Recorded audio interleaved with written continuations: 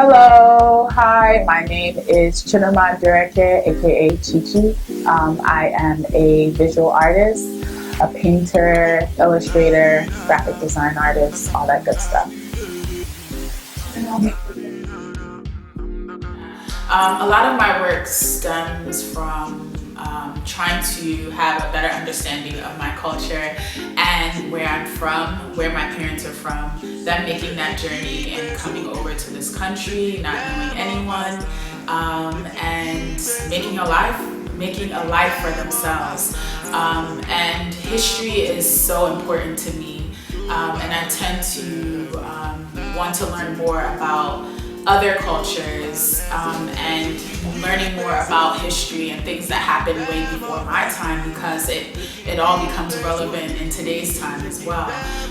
And without knowing your history, how could you know where you're going or where you're from or who you are, what you represent? So said, I started, because I went to a predominantly white university, I struggled with trying to assimilate and still having an understanding of who I am.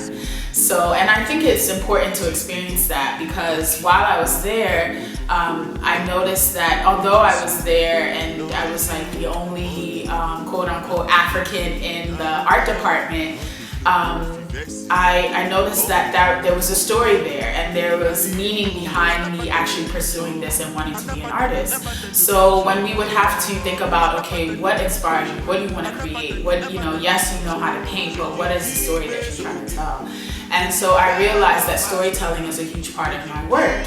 Africa doesn't just have one look. There's South Africa, there's a western part of Africa, east and north. The continent represents has a different aesthetic. So there's a certain style, a certain way that we dress. And so I think my work would best represent, and I don't like when people try to box my work into just being African or Afrocentric, because I was born here and raised with both cultures. I try to have both of those things be represented in my work.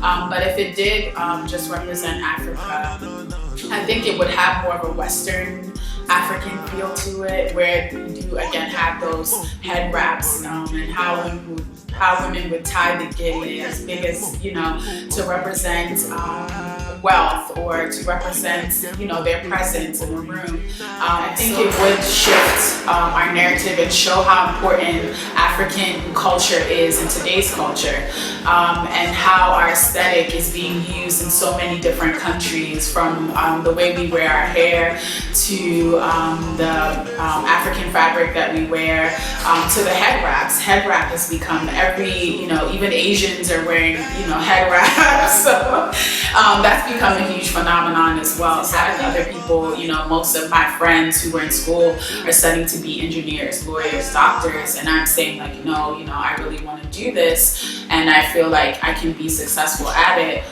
Dealing with those things and having such a close connection to my parents and having them support me along the way, I definitely don't think I would be where I am now. And that would be my advice, is to have those conversations with your parents and show them other people who are actually being successful at being artists, and show them that everyday things that they use, someone designed it, an artist designed it, the home they live in, an architect designed it. So art is not just one-dimensional, but there's so many different levels and aspects to it. And I think our generation is helping other older generations to see that you can be successful as an artist.